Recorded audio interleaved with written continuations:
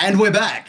Yeah, I was going to say, do we even bother? Because I know it's going to get snipped up anyway. So thanks for... Dan, thanks for coming. Thanks for having me again. I'm on the other side now, so I get to stare at Dan this. Brown from Loan Market, everyone. Oh, yeah, got it. That's me. Yep. Dan Brown Loan Market and Josh Smith. I love how you put me on this side, so I have to stare at this lovely little... it's kind of like For anyone who doesn't know, that backdrop behind us looks great on camera, but when you sit opposite it, it screws with your eyes. It's got this whole...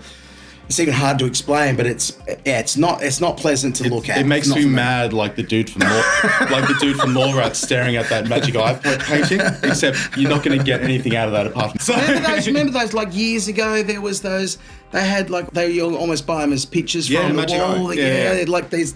You stare at it, go cross-eyed, and then find something. You're not going to find walk outside of the house and fall over. You're just going to get a sore head and eye strain after staring at this. So thank you so much for putting me on this side. Yeah, not great. You've brought me here for a few reasons today. One, because you're a good bloke and I like to have a chat. Correct. As well as having, I guess there's been some changes to the market in terms of how they've gone from your side with the way that houses can be sold, and from our side with the way that government schemes have been brought in, things like that. Plus, it's always good to get updated with this sort of stuff to start with. But also, I guess in terms of, the market's kind of picking up at the moment. So talk to me, I guess on your side with what you found with that sort of stuff. So I guess, what we'll get to here in a second, obviously, is the new government scheme, the 5% deposit side of things. And certainly it seems, from that, and look, the media always comes into play here along the way, but the sort of sentiment is, that's just going to equal a whole bunch of extra buyers, that are now going to be able to come into the market, and that's in turn going to drive prices up. So I would certainly say that, even in the lead up to it, it feels as though there's a certain number of buyers out there that have kind of gone, we need to get in and get something bought before that hits and that happens. So it's almost like a bit of pre-frenzy, if you like. We did have some pre-frenzy customers come in prior to October the 1st, trying to get something or under that mil mark before that next wave came on. I'll explain the next wave in a second. So basically what this next situation with the first home guarantee is bumping the cap of property for first home buyers from that 700K mark to that 1 mil mark. So essentially what that means is you've got a 5% deposit. You still have to cover for stamp duties, but that 5% deposit with no lender's mortgage insurance, which can be quite substantial, especially closer to that mil mark, where you just need that 5% plus the stamp duties to get to up to a mil in Metro Queensland areas, as well as having the stamp duties involved. So really, it's the increase of the cap has been a massive difference, massive in the area where, especially around Greater Logan, where there are some parts of houses where you can't buy for 700. So from your perspective, it's the change in the limit, so to speak, has been the biggest variable. So just to clarify for people that are maybe unfamiliar, so this 5% scheme has been going for a period of time. It's gone for the last, since 2021, I think it was, where we first had our 700 cap. You've got income caps, which have been in for the last few years, where single applicants 120, dual applicants the 200 mark, right? So 700K was the cap. So what you can get for 700 has definitely changed in the last few years, and that could be probably partially the reason why. In a lot of places, that's almost only a townhouse now, isn't it? Yeah, it's definitely changed the game a lot with property prices. So I guess off the back of that, the last couple of years there had been something come into play instead of just citizens. Permanent residents have come into play now for that as well as having people, Kiwis, that we don't consider them to be, foreign aliens anymore in terms of the government first home guarantee. They're letting them buy too as first home buyers. As well as so it's all good for the cuzzy bros. Correct, mate. And also people who hadn't owned for 10 years. If they've been out of the market for 10 years, wanting to get back. So they haven't owned anything for 10 years. Correct. They're letting them back in the market with this scheme too. The stamp duty still got implications for that, but they're getting them in with that 5%. And also there's been extra levels of that too with single parent scheme too.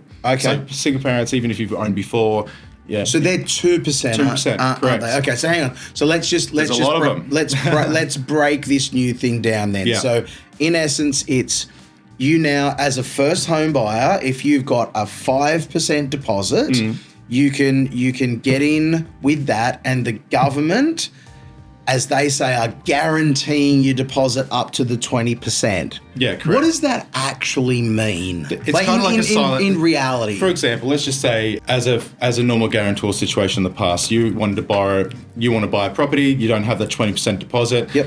People always say, use your family as guarantor. Use mum and dad as guarantor. Yep. What that means is that they're after the difference in... So essentially, if you've got let's just say a property of 500K. Yep. So you've got a 500K property here. These guys don't have a deposit.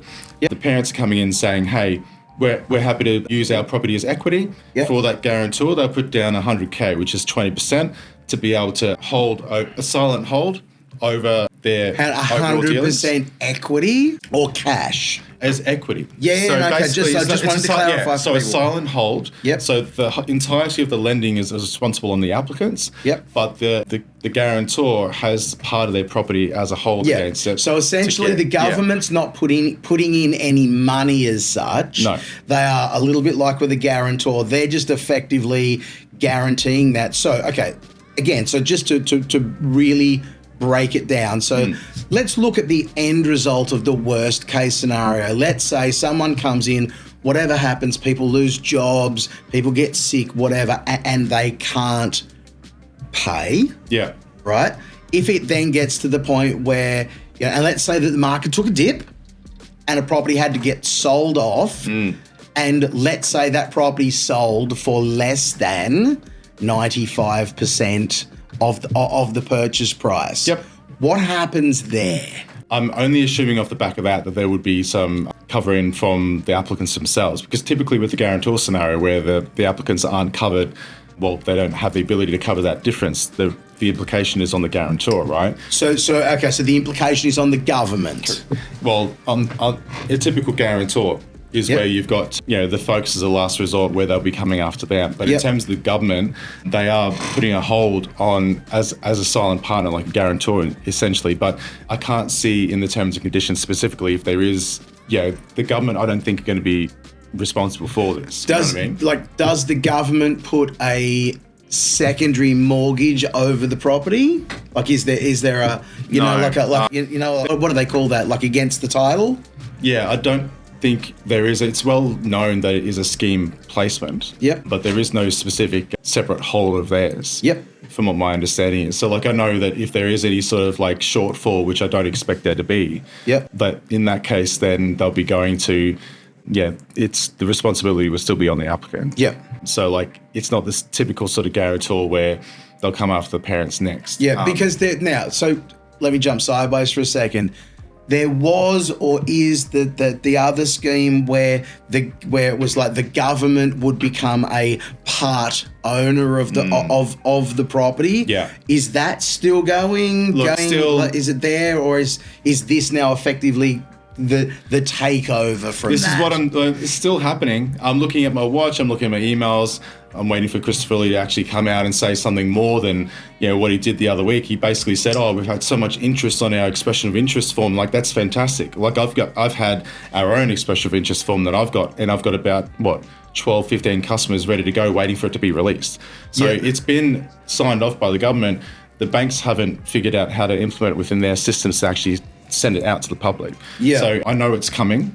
And it's something that, the 25, 30% or whatever it ends up being in terms of a partial government ownership. Yeah. That's where... in that case, they would put some sort of... they've got part ownership of that said property. So in terms of how that even looks, and this is going to be timely depending on when this podcast comes out, right? Because obviously I don't know when this is going to be properly released. Stay tuned. We could be in front of the news here. No, that's right. Well, that's the thing.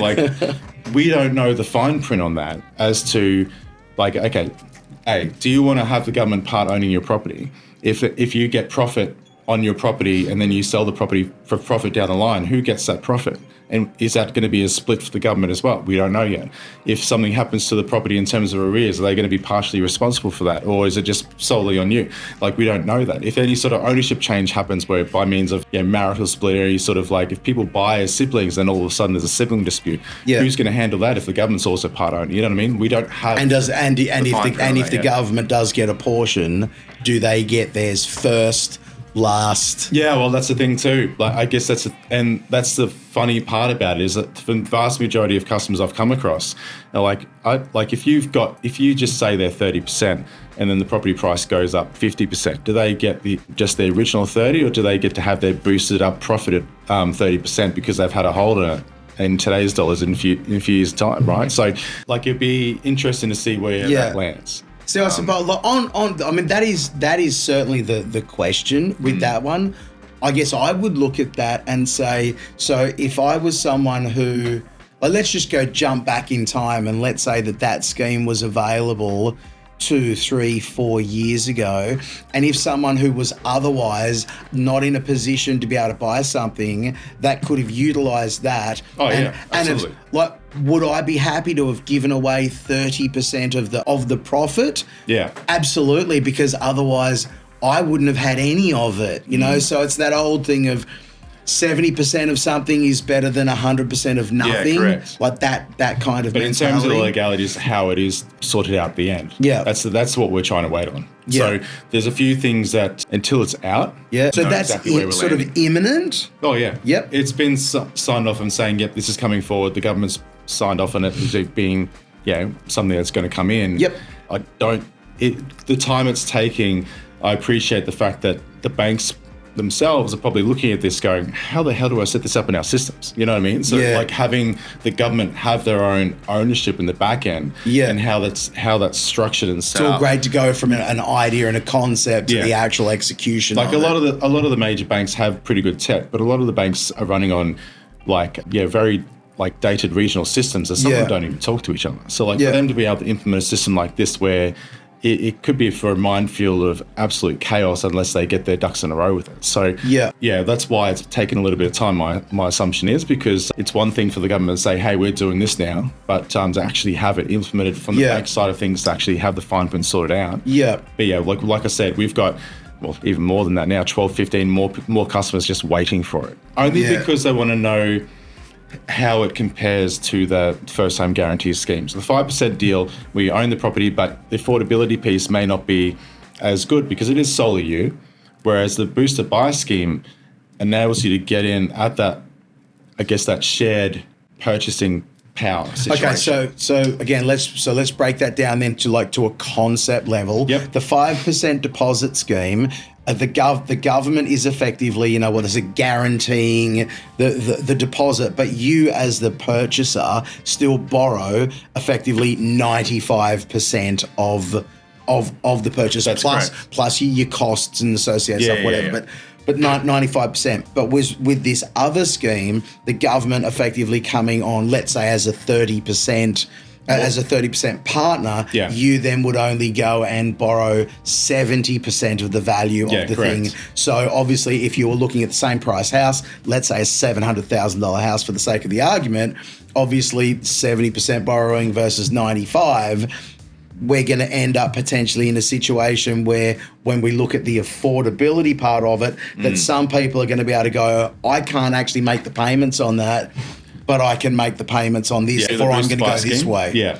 Find the boost to buy. Boost to buy. Okay. That's what it's called in Queensland. So it's enabling to get into the market, to be able to borrow. Yeah, the government's got part ownership, a mortgage of the property. Yeah. So that's where the affordability piece for the applicants themselves could be higher. Yeah. Let's just say, for example, someone's borrowing power could be 600. Yeah. So in the instance of a 600K property on a first home scheme where they can get in for a deposit of that 570 sort of range. Whereas if you are going in with that booster buy scheme, whether it's new or existing, that enables them to have 150 higher. So that's where the borrowing power situation works well there. That's interesting because that's what you and I were talking about, 3 or 4 days ago when we teed up to get together again. Yeah. And again, the whole concept that the media, as the media likes to do, where it's all dramatized, and the media has completely said this new scheme is just going to bring a whole bunch more buyers and that's going to just drive all the prices up. Well, but as we talked about, there has to be a ceiling point where you say at a 95% borrow, if let's just say, for example, houses are all going to go up by $100,000. All of a sudden, say 95% borrowing on $700,000 versus 800,000, there's going to be a point there where people simply can't offer an extra 100 grand because they can't afford the payments. I'll spin it around the other way on you. I've had 3 customers this last week who were originally pre-approved for off the plan new builds, and they're settling at the end of this year on certain properties. So what's happened with those guys is that they weren't eligible for this scheme originally, the first home scheme, because of the fact it was one of them, 2 properties were 750K, and one of them was 700. But in all the instances as well, these guys earned more than the income cap. So in this instance where you've got people who might be single applicants at over that 120 mark or 130 or something like that, there might be young professionals who don't have the savings but have the income. Dual applicants, both on professional salaries, if they're both on 100K each or just over, they're over that cap. So I've had these guys on with 5 or 10% deposit with mortgage insurance, already pre-approved with lenders, turn around and then go, you're now eligible for this scheme because you can get up to $1 million and you can get your income cap is not inclusive in it. Because I suppose that's kind of the benefit of this whole program is that idea of, the rate that houses have been going up at, like people struggling to actually save the deposit because house values going up faster than people can actually save the deposit. So this is a move to go, people being able to get in now instead of just constantly chasing their tail. But the question mark becomes, if the media is correct, and I think it will happen to a certain point, but if by the extra buyer demand coming in drives the prices up, that it could be a case of, sure, now you can do it for 5%, but the prices are higher and you're still chasing your tail a little bit. But to catch up to 5% deposit of a higher amount is obviously a lot easier than trying to catch up to 10 or 20%. I'm going to challenge a couple of things on that one, because I know that you're talking about the media all having their thought on what's going to happen next, right? Like I'm going to make a specific point of the Barefoot Investor and his point of saying that the market could be a little bit shaky off the back of people borrowing what they can't afford. I'm going to challenge that quite substantially and saying, like, from a whole standpoint here, there's going to be more interest than what there was before. Supply demand's a problem already. Yes, 100%. So it's the biggest problem. Yeah, correct. So having more people in the same markets, whereas beforehand it was bad enough. I don't necessarily feel as if it's, and I'm not a real estate agent, right? So I'm not giving this advice to just go, everybody panic. Like, I'm trying to look after my customers and get them what they need. So like, I can foresee things getting a lot more interesting in terms of property prices off the back of more people being available at the same price points. So for them to be the affordability piece, the property price piece being inflated, and them saying, 100K or it's going to go bust and that sort of stuff. Like, I think from this, like, the sooner you get into the market, the better. It doesn't matter what it is. 100%. And I think instead of being specifically picky as to what you're looking for, I think if you can get something and then pay off an asset over time. We talked about this in our last get-together, like that. That's never going to change. No. And I think, as I said last time, go buy a townhouse. Correct. Go buy the most affordable thing that you can, because, again, as we talked about last time, if you'd have gone and bought a townhouse 2 years ago, you would be so happy right now. And it's funny how, like, you always have the doom and gloom people saying this is going to create a bust, right? So, like, I guess the Australian housing market in general, South East Queensland specifically as well, has held very firm. There's a lot of infrastructure in South East Queensland. We're very insulated with interstate international migration over the top of supply and demand, as we are right now. If you want to listen to the media and keep thinking that bust is going to happen, you are not ever going to get into the market, because it's never going to get better. And I hate saying that, because I don't like necessarily panicking people into thinking they need to get something, but I see people trying to take that pause and go, I need to save a little bit more.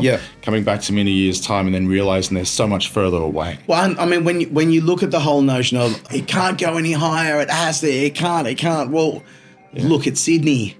And sure, but you could say, there's more people or there's more wealth, or and you've got the absolute, like, top end side of things in Sydney, but look down the Gold Coast and around Brisbane and stuff. Now there's some crazy expensive homes, but what's the $1 million here, 1.6 or something like that in Sydney. They're like, it's a chunk higher. Yeah. So absolutely it can go more. And as you say, rightly, we've always had that southern migration. I say to people all the time, I've not met a single person ever that worked their whole life in Brisbane and said, great, it's time to retire, I'm going to sell up and move to Sydney or Melbourne. Like, it just doesn't happen that way around. No. So I guess another thing too with that's the funny thing with the market at the moment. I know that supply and demand's interesting, even if all's told, if the market was all there and we had the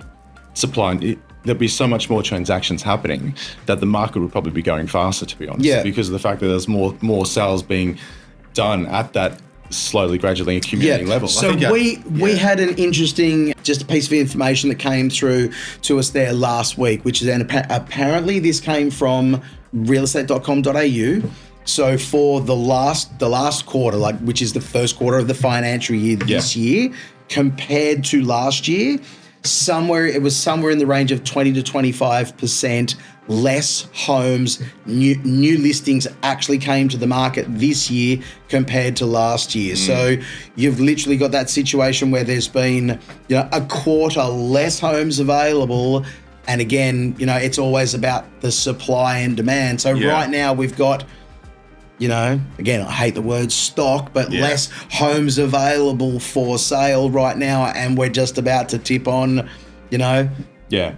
Like, if anything, some more buyers. If we had more stock, more sales would be at the increased prices, which would drive things worse. Like, I appreciate the fact that, I don't know the exact reasons why some people are holding firm instead of, transacting compared to before. Like, I know there's, I'll take a step back for a second.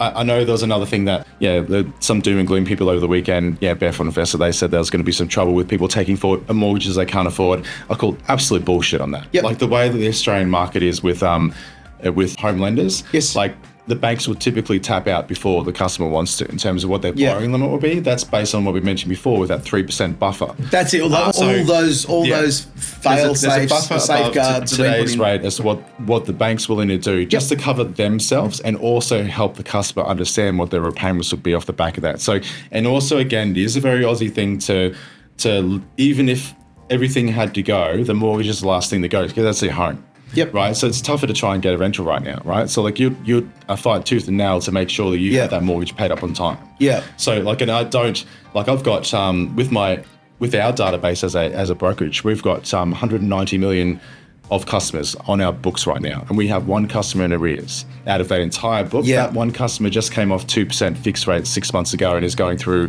a separation right now. Yeah. So there's a little bit of who's paying what. But apart from that, that's what I mean. Like, that size sort of book, I appreciate the mortgage arrears rates for the major banks especially are still sitting pretty firm at the moment. There's no stress in that respect that's increased.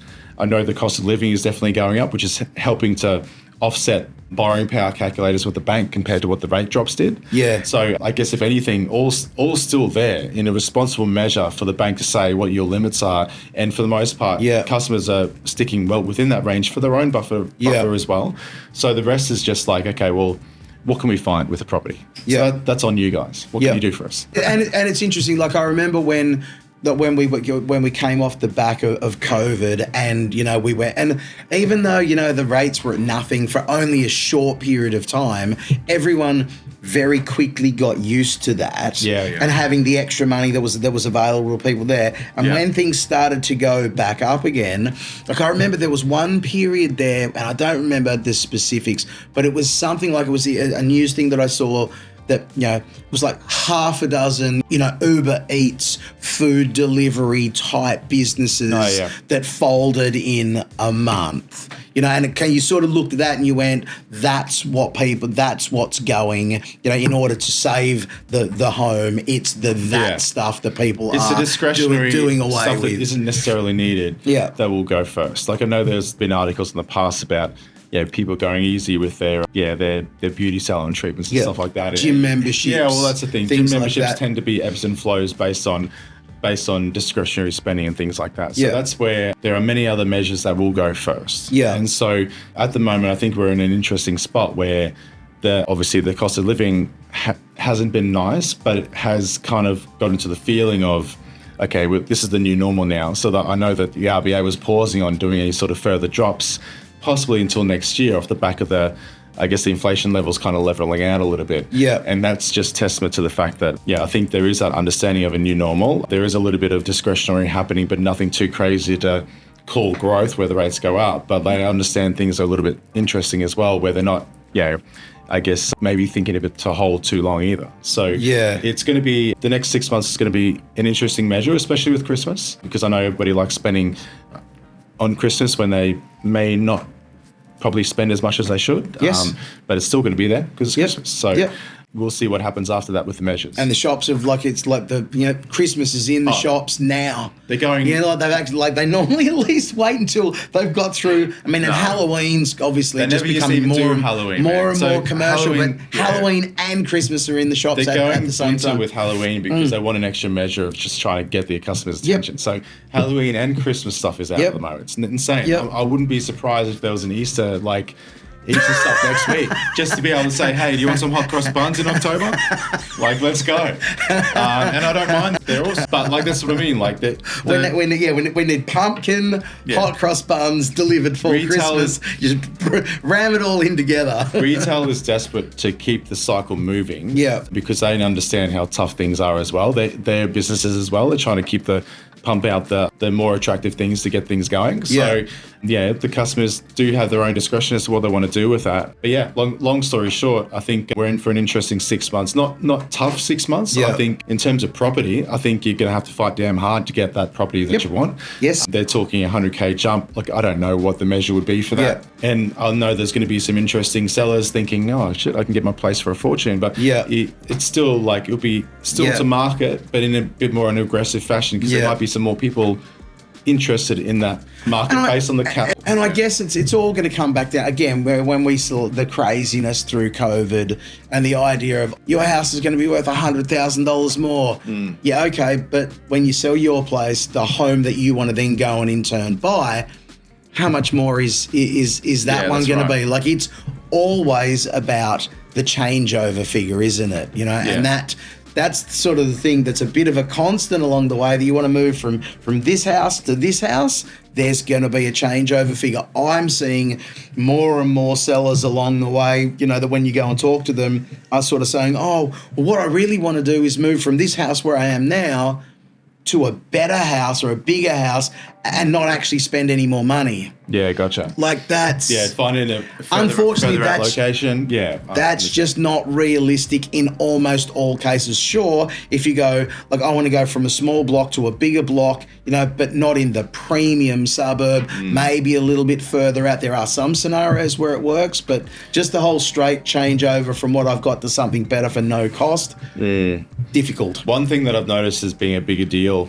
this last year has been people's realisation of what stamp duties cost compared to what they were a few years ago. Now, I know when you're buying a property without scheme, obviously, even if you're looking at 600, 700, 800K for a house in terms of stamp duties, the cost of that compared to the cost of the stamp duties at a mil 1.1, that's where it really creeps up, right? So that's where people are going, well, hang on, the cost of what I need to get into the next property is quite a lot. Yeah. And that's where maybe the hesitation lies in upgrading the price. We had one deal fall apart. It was a house over on New Beath Road at Greenbank. It was like a 10-acre property. Yeah. It's probably 18 months ago now. Home ended up selling for $1.61 million we sold it for. It was a fantastic result. Yeah. But that was the second time that we sold it, because the first time that we actually that we did it, the buyer that put the offer in, and they had a nice home as well that they were going to sell and all the rest of it. But he, quite frankly, came to me, pretty embarrassed, and actually sort of said, stop, hang on, I can't actually afford this. I hadn't factored in the last time that I bought a property, what stamp duty was then compared to now. I just hadn't even thought about it, and that's just not in the budget. It's just not there, sort of thing. Just hadn't thought about it at all. And that's the thing, the higher the properties go, the more stamp duties are. And that's one thing that I think, I don't know how many more things the government can do to assist the process, but the higher the properties go, the more stamp duties are, and it's quite substantial. Yeah. So now, so that's a good question. So when you're doing an assessment for people and they sit down and you say you can go and buy this, that's because you've factored all of that into the equation. We've done our that's costings. A net figure that it's not then that's going to be a surprise on top, that you've factored that into their affordability. I can't give a customer a green light on something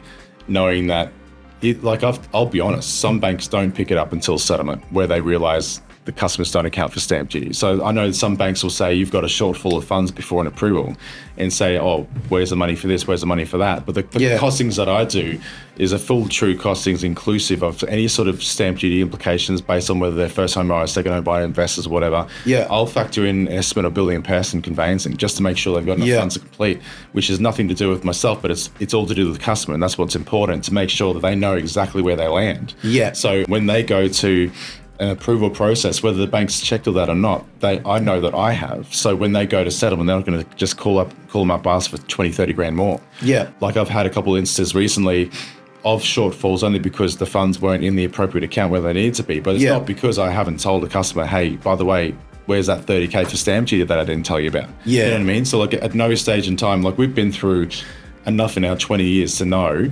that, I can't do anybody a disservice by saying, hey, blindly, you're approved, mate. Yeah. Good luck with the rest. Yeah. You should know that. Yeah.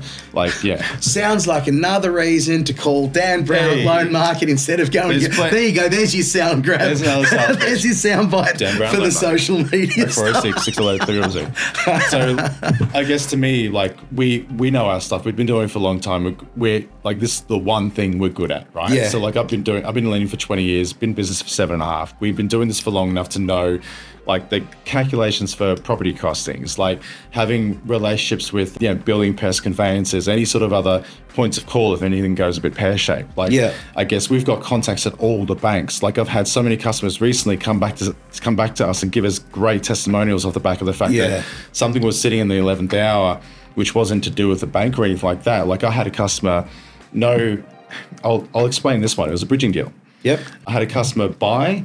Bridging's complex as it is, right? Yes. So they had an existing property with no mortgage. Now, think of that for a second. So I mentioned to the customer, come to me when you've sold your property, because obviously when you buy under bridging, the bank takes your new property and the existing property as security. Yes. The existing property only to hold temporarily until it's sold. Yes. So the peak debt was there. They didn't have any debt on this originally. The conveyancer didn't notice that they need to sell that or get rid of that mortgage after, because when they did a title search, there's no mortgage on the property, right? So they didn't flag that.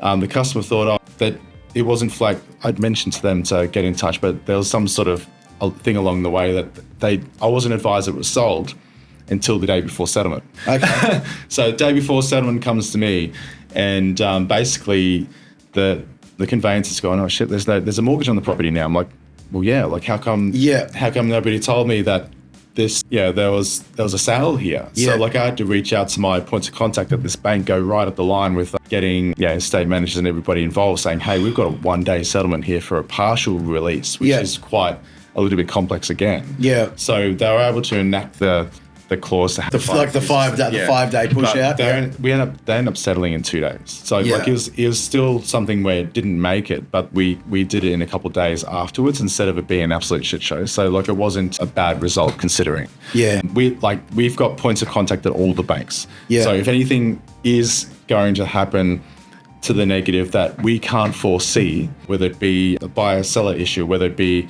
the bank delay issue that we can escalate things on, even if it's some sort of pricing with a better rate. Like we've got so many points of contact for that stuff. Yeah. So, and not every that's the thing too, like not every customer has access to that stuff via the retail bank channels. They go to one bank. Not all brokers have that access because they haven't been in business for that long or have the volume that we do or the size of and the knowledge that we do to be able to have those points of contact. So I guess another point to make there is not all brokers are the same with that stuff. Like you've got so many more brokers popping up than what they used to. Yeah.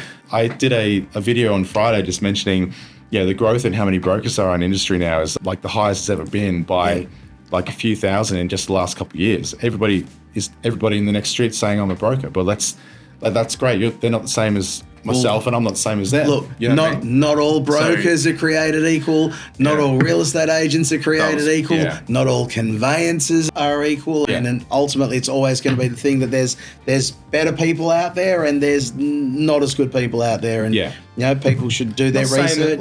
Obviously, not all brokers. Like, there's not bad ones, so to speak. I know there could be some out there that I don't come across too often in terms of being necessarily doing the wrong thing. But I think in terms of doing what they think is right, or not necessarily getting there off their experience. Having the depth of experience to go, hang on a second, these people's scenario is just like that client that I had, 4 years ago or whatever, and the way that we fixed that was this, and this. Correct. So it's one of those things for us that we know hand on heart, we've got the knowledge to be able to assist anything. Like, obviously, I'll be very clear, we don't get something done in half an hour because we're not a big bank giving you a fake pre-approval letter after that period of time, or we're not a broker with who's just set up, who's got you're their only deal. But I know we've got a team of 5 who's very strong at what they do, and we've got a specific system in place to make sure we're doing all our checks and balances for you to make sure that we set you up with the right answer first time. So we're not sending you to someone thinking, oh, that's the best way, we'll see if it sticks. You know what I mean? We've done the research to check. We don't want to give you that quick answer. We want to give you the right answer. Yes. So that's the important part here. If you want a quick answer with a broker who's literally just dealing with you and that's it, good luck. I hope it sticks. Because that's that's it, because you don't just need the pre-approval. You ultimately need the final approval. Correct. Is the thing that matters. So doing more work up front to get to that result is always going to be better. So they're sending something to the bank hoping it sticks. Well, good luck that it sticks, because if it doesn't, and they've just sent it that way thinking that's the best deal or whatever, and just the first deal they came across, instead of that guided knowledge and research piece, we do spend a good period of time doing that for good reason. So I guess from our side of things, it's very important for us to make sure we get that result right, because obviously getting to the approval timelines that everybody needs. I've got a customer right now whose finance is due today, and the offer was accepted on a property before we'd started submitting a pre-approval. It's classic. It happens so often, right? Absolutely. And so there's been a few little roadblocks along the way with the way that the company structure was, a few different bits and bobs with affordability, which had to try and massage around with our accountant, which we wouldn't have foreseen. Could have got it sorted out prior to now, but we are where we are now. We scramble. We've got the team to handle that. But, and most likely we'll get it done in time. But it's one of those things that it's okay, well, it's good to have our ducks in a row to have that research piece set in place with all the knowledge that we know we needed, instead of reactively working. So at the end of the day, we do the best that we can to give somebody the result they need, even if there's any sort of things that come across our way left field wise. But the sooner we can get you set up with the guided recommendations with those pre-approvals, the better. So then we know that we're not going to come across any more troubles. Okay, so let's bring that back then to this new scheme. The 5% scheme.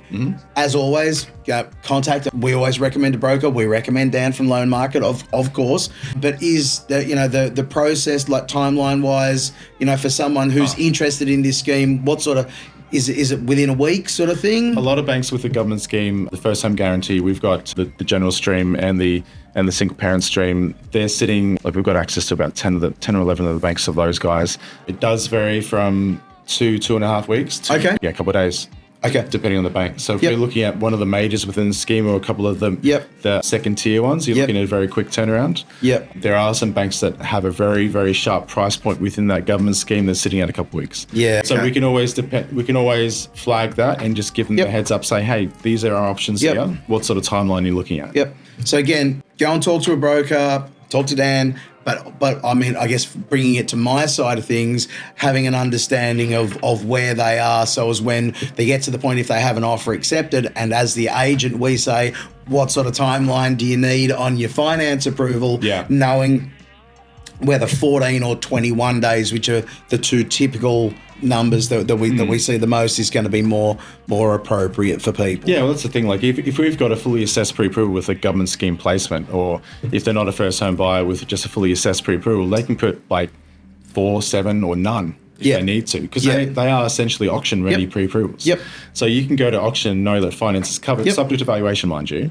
So like obviously the only thing I haven't done is the valuation. But as long as the valuation doesn't come 200 grand short or something like that, or then typically it's fine. So like it's one of those things that we can do fully guided and assessed deals, knowing that they know exactly where they can land with very, very short or no finance terms on it. Okay, so the benefit then to buyers in this competitive marketplace that we've got, and let me say from the agent's perspective, that if we get to the point where you've got 4 offers all offering around about the same sort of money, and one of them can say, we can confidently tell you just put 7 days on the finance approval side of things, and the other offers are at 14 or 21 days, the seller is ultimately going to look more favorably on the 7-day offer than the 14 or the 21-day offer. So another reason why dealing with someone like Dan to get yourself set before you go out and make your offers is going to be the best way. I mentioned that to all our customers. We know what we've got when it comes to the pre-approval when it's set up, right? So I'll say, look, if you want to have 4 or 7 days just to coincide with your building and pest, and just to know the valuation's fine, do it. Otherwise, you can put 0 and know that you're fully covered there to make sure that you can make your offer look as aggressive as possible. So I appreciate in this market, like, I had somebody on the weekend saying, do I have to make 14? I'm like, I'd never told you 14, mate. I always said, look, as soon as we had that pre-approval, go for it. Like, make it look really aggressive. I understand how the market is right now. So I guess if you're being coached by the agents to say 14 like everyone else, don't do that. Like, just go as aggressive as you can, because I know that we've got you here. So it's one of those things that it's a part of our piece, like the costings piece with us, the fully assessed pre-approval piece, and making sure we have that ready for them before they get going. No matter what needs to be done at what sort of speed, like we can move at a pinch if something had to be done. So the beauty in having, I guess, the larger team that we do is the fact that we've got the capability to take things on and move things right up live if we had to. So like that's, I guess, I don't see. Going back to another customer, I had somebody who reached out to an agent yesterday on public holiday, right? So I had an initial conversation with them yesterday, got a meeting this afternoon. This other broker's overseas and it's a single operator. So like there's a lot of brokers, and without being, I was one of them too, like appreciate the fact that everybody's in their own lane with this stuff. And we are definitely on a growth trajectory with what we're doing. Like we want to grow to be able to support back in the community more than what we do. We love that stuff. So I guess to me, growing the team larger and seeing the potential in the community and what we do, which is why we do what we do. But what I'm saying is there's a lot of single operators who, do things full-time or part-time or whatever. And if they're overseas or they're on holidays or something, there's no one backing them. And so if that's someone's option and they're away, there's going to be some trouble. You know what I mean? So absolutely. Like, I remember being there myself, being on holidays sometimes thinking, I need something. How am I going to make this? You got to make a call. You got to get yourself a team, or like I need to call time on some work for a period of time. You can't and that's the thing to me. I had to make the call to build the business because I don't want to let anybody down. Like I don't ever want to be in a spot where I'm a little bit spectrumy like that, where I go, well, you know what? I feel really empathetic to every single customer that I have. Like they feel like one big giant family for me. So I can't let anybody down like this if something goes wrong. Like I need a team to help support me if we're going to get bigger, because I don't want anybody thinking I'm doing them less of a service, and that's just the way it's gone now. It's kind of snowballed. So well, that's it, isn't it? It's all about service at the end of the day, and the old cliche, doing the right thing is always the right thing, isn't it? Like that's the thing, mate. Like you've got a lot of word of mouth stuff coming off the back of that, as you know with your industry too. Like the more you do right by people, the more it's word of mouth stuff. We've got like little, I call them like, without, I don't know whether you meant to call them cells, like little groups of or bounds of customers who, like I've had a couple who moved to Rocky who've referred their mates to us, whose mates' sisters now coming to us, and we've got this little group of like customers that are just growing within there out of all places. That we have like groups around the place who tend to do that sort of stuff. So like I guess between our networks that we have growing, as well as like I think we're almost at 300 Google reviews now. So we've been the largest by Google reviews in Logan region for mortgage brokerage. So we've been building that positive sort of network and that positive, I guess advice piece for a good period of time now. So it's starting to really flow well. Yeah. And how else can we support more people? Well, referral business is always the best, isn't it? You know, when you can come and someone says, look, you know, such and such, you know, used your services and said it was a fantastic experience. Everything went great. I just want you to help me the same as you help them. That's always going to be the best way to go. Talk to me about your particular market at the moment. Where do you see the next 3-4 months land for you guys?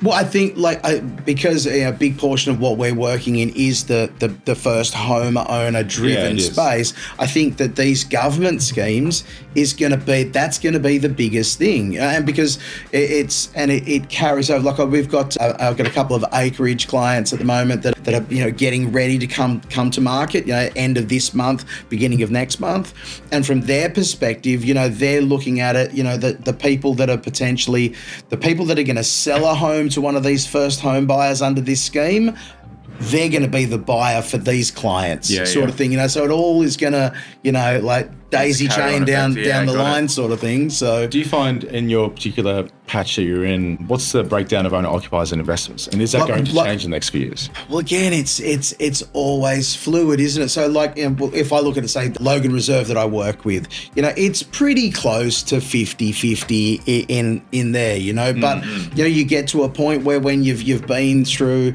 like the price growth, and if we're about to have price growth again, all of a sudden, the rents don't jump up instantaneously. So all of a sudden you've got, a situation where investors are looking at it and saying, right now, the rents don't stack up against what I could cash out for, and potentially looking at, I could sell out of 2 of those properties and take that money and move it into a different market. That it's just always in a state of flux, and look, the thing is, you've also got the difference between legit professional investors that have got, multiple properties, and you've still got a situation where you've got mum and dad investors out there that went and, made that move and bought an investment property and are potentially looking at the idea that they go, hey, that investment property has gone up by, several $100,000. I can cash out of that now, pay out the family home sort of thing, and be done. That's going to done their bit. That's all good. That's going to be the most attractive option for some people. Others are going to look at it and say, I just want to keep going and accumulate more. All depends on whether you're chasing that capital growth or the rental yield. Fortunately, not everyone's the same. Otherwise, it would be horribly boring. So it's good that there's some variation out there. But I think these schemes that we've got are going to be, you fuel the entry point of the market. It always works its way. Look, it's definitely doing that. I think it's definitely more than encouraging people to understand and check stock of their position now, because I think it's only, like I said, it's only going to get worse. If you're trying to save to beat the market, it's not going to work. It's going to outgrow savings. So anything you can do sooner rather than later to get into the market, understand your position and know that what sort of options we've got to help you out. And that's it, isn't it? So give Dan a call and find out what your position is as far as could you go and buy an investment property if you wanted to. It's always good to have that knowledge. Give us a call. We every day of the week we're out there doing appraisals for people, so people can see, look, this is potentially what my home might be worth now. The old story, if you've got the information, you got the knowledge, you've got more options, and you can do more things. Has been quite established brand as being the largest at the moment in terms of Logan region, in terms of having all the different locations at different price points, of understanding where the market is. So I guess if anybody wants to know where they're sitting with any sort of patch or what sort of data they could probably get in terms of questions, by all means they should be reaching out for sure. Absolutely. Right? That's where same as you. We're doing that stuff every day of the week. Helping people to understand where they are, and of that, a certain number of people, once they know where they are going to say, okay, let's take that next step. Fantastic. And let's help people with it at that stage and move on to whatever that next step is going to be for people. Cool. All right. Well, what's I guess apart from that, what's next for you? Just to getting through the rest of the spring selling season. You know, for us now, we very much move into, you know, you've got the spring boom, and it now then becomes the question of people saying, hey, should I put the house on the market before Christmas? Should I wait till after Christmas? It's always the same cycles that we go through. Each year. There's those same conversations. Encourage to get to market by Christmas, and then you've got the January customers who can look to sell in a otherwise empty market where your property stands out. It's just a constant flow. So, All right. Looks like our video expert from APG Media, Rob, is here to get us to wrap up. He's clearly got another photo shoot or a video shoot that he's got those going. So thanks again for coming in, Dan. As always, we'll come back once this next scheme launches and that'd be great. Talk to people about that a little bit more. If it launches tomorrow, I'm going to be extremely mad. But we'll see how we go. But yeah, looking forward to talk a bit more on that once we have more data on that. But yeah, thanks so much for having me again, and always happy to help. Always fun with EPG, and look forward to chatting soon. See you guys. Thanks.